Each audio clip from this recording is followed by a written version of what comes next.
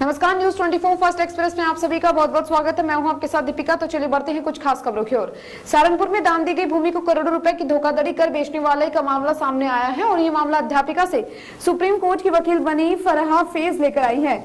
अधिवक्ता फराह फैज ने बताया है कि सहारनपुर के जेवी जैन डिग्री कॉलेज और उसको दान में मिली संपत्ति हमेशा से ही विवाद का विषय रही है। 1947 में स्वर्गीय लाला प्रद्युमन कुमार जैन ने प्रस्तावित जमींदारा खात्मा के कारण अपनी केवज की कुछ भूमि दान पत्र के माध्यम से जेवी जैन डिग्री कॉलेज को दी थी, परंतु 1950 में यूपी जमींदारा खात्मा अधिनियम 1950 के लागू होने पर दान पत्र निष्प्रभावी हो गया। परंतु इस कॉलेज की प्रबंधकारिणी समिति के विशेषकर स्वर्गीय अशोक कुमार जैन ने अपने जीवित रहने समय दान पत्र की आड़ में समय समय पर अवैधानिक रूप से तमाम जमीन बेचकर करोड़ों रुपए की धोखाधड़ी कर ली है।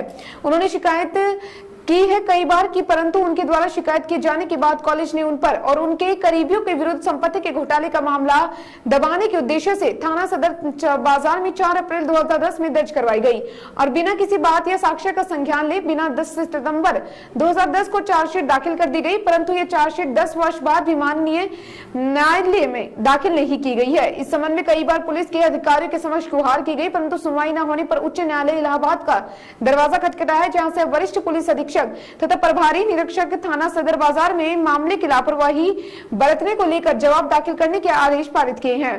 फराह फैज का कहना था कि कॉलेज के पास दान से मिली जमीन के बाद 117 बीघा यानी 94,500 वर्ग गज जमीन होनी चाहिए थी, जिसे कि जमीन में 11,500 वर्ग गज सीवेज ट्रीटमेंट प्लांट, 7,600 वर्ग गज जमीन आवास विकास को चली गई है, जिनका मुआवजा कॉलेज को प्राप्त हुआ। इस तरह से कॉलेज के पास 75,300 वर्ग जमीन बची, जिसमें से 28,330 वर्ग गज जमीन में कॉलेज की बिल्डिंग निर्मित है। कॉलेज के पास वर्तमान में लगभग 47,000 वर्ग गज खाली भूमि और लालची द्वारा 30 जून 1947 को कॉलेज को दान की लगभग 20,000 वर्ग गज भूमि में निर्मित पुराना भवन होना चाहिए था, जबकि ऐसा नहीं है। इस तरह से सैकड़ों करोड़ की भूमि की बाजारे मूल्य की लगभग 67 वर्ग गज भूमि भूमाफियाओं द्वारा मार्केट आदि बनवाकर बेच दी गई है। फराह फैज ने इस मामले को लेकर न्यायालय में रीट दायर की है। इसके साथ ही फराह फैज का कहना था कि इस मामले को लेकर उनका इस कदर मानसिक उत्पीड़न किया गया, जिला सहारनपुर छोड़ने के लिए मजबूर हो गई थी और आज भी 10 साल बाद इसी मामले को लेकर प्रेस के सामने आई है। कितना खसरा नंबर बचा हुआ है ये सारा जो करें, जबकि जो सीआरपीसी है वो सिर्फ और सिर्फ फर्दर इन्वेस्टिगेशन की जो पावर है वो पुलिस को देता है, ना एक्यूज को देता ना कंप्लेनेंट को देता।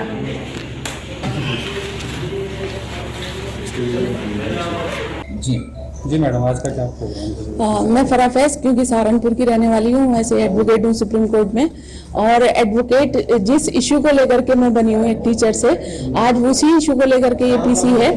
वर्ष 2010 में एक जब मैंने लैंड बैंक घोटाले का जो है वो इंगित किया जैन डिग्री कॉलेज का, तो तब मेरे खिलाफ जो है एक FIR लिखा दी गई थी और ये कह दिया गया था कि ये जो गलत तरीके से जो है वो लैंड खुर्द-बुर्द की जा रही है मेरे द्वारा, जबकि वो जो FIR थी वो सिर्फ और सिर्फ ये जो मेरा 2010 का एक मुख्य सचिव को एक लेटर गया था जिसपे एक इंक्वायरी सेटअप हो गई थी, उस इंक्वायरी से बचने के लिए जैन डिग्री कॉलेज की तरफ से लिखवाया गया था।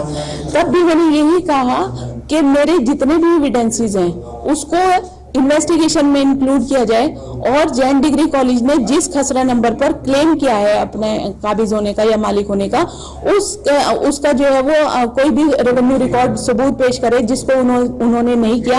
इवन उस खसरा नंबर को लेकर के बहुत सारे सिविल सूट्स पेंडिंग थे, उस वक्त चल रहे थे पिछले 12-13 साल से पुराने से, उन सब का भी कोई कॉग्निजेंस नहीं लिया गया और इसमें चार्जशीट फाइल कर दी गई।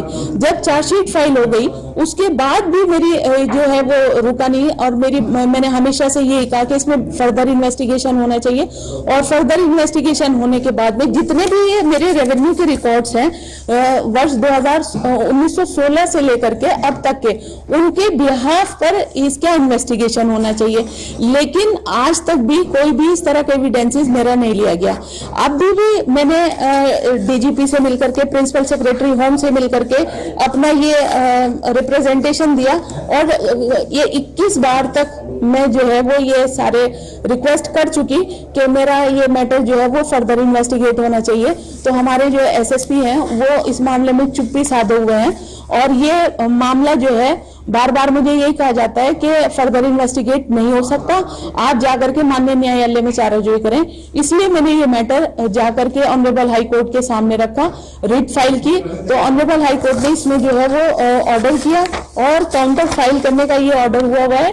और इसमें जो एसएसपी से पूछा गया है कि क्यों अभी तक ये मामला फर्दर इन्वेस्टिगेट नहीं हुआ है, और 3 तारीख को ये मामला जो है दोबारा से फिक्स है। तो मेरी आप लोगों से के माध्यम से यही अपील है पुलिस प्रशासन से कि इस मामले को फर्दर इन्वेस्टिगेट कराएं, मेरे जितने भी एविडेंसेस हैं उनको इंक्लूड करें माननीय न्यायालय में जो ट्रायल चल रहा है, ताकि वो फेयर हो सके।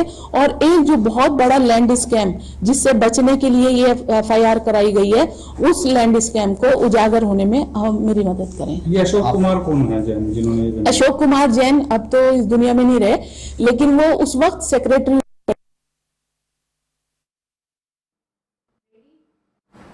नवागत जिलाधिकारी डॉक्टर विभा चहल ने बुधवार को दोपहर में सहायक संभागीय कार्यालय पहुंचकर औचक निरीक्षण किया है। डीएम ने इस दौरान ARTO कार्यालय का मुख्य प्रवेश द्वार बंद कराकर मौजूद लोगों की चेकिंग करवाई। लोगों की शिकायत पर संदिग्ध व्यक्तियों के खिलाफ कार्रवाई हेतु निर्देश दिए। डीएम ने इस दौरान कार्यालय में मौजूद लोगों को एकत्रित कराकर उनकी ID सहित अन्य दस्तावेज चेक किए।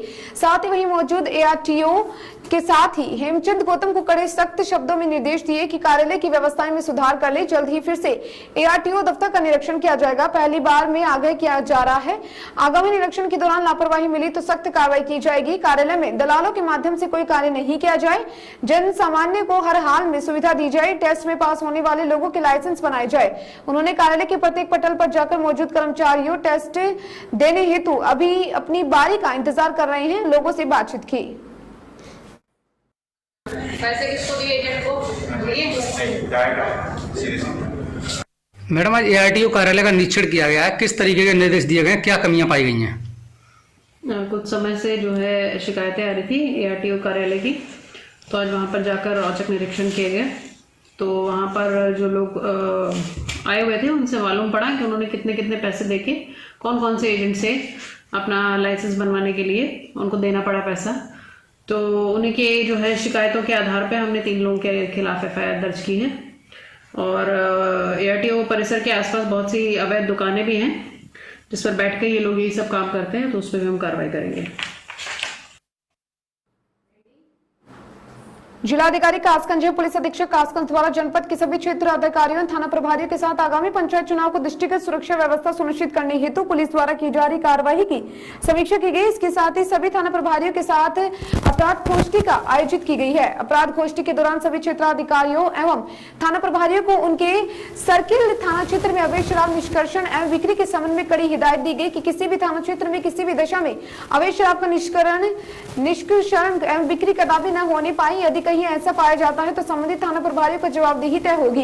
इससे पूर्व पुलिस अधीक्षक कासगंज द्वारा जनपद के थानों में संचालित महिला हेल्प डेस्क एवं एंटी रोमियो स्क्वाड के कर्मचारियों के साथ गोष्ठी की गई है। उक्त गोष्ठी के दौरान सभी कर्मचारियों को अपने कर्तव्य का निर्वहन पूर्ण निष्ठा एवं ईमानदारी के साथ करने के निर्देश दिए गए।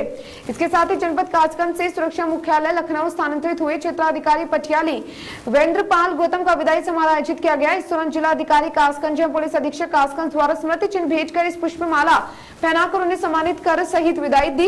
इस दौरान अपर पुलिस अधीक्षक आदित्य प्रकाश वर्मा, क्षेत्राधिकारी नगर RK तिवारी, नवागत पुलिस अधीक्षक दीप कुमार पंत, क्षेत्राधिकारी पटियाली गोविंद्र पाल गौतम, प्रतिसास निरीक्षक पुलिस लाइन और सभी थानों के थाना प्रभारी आदि उपस्थित रहे।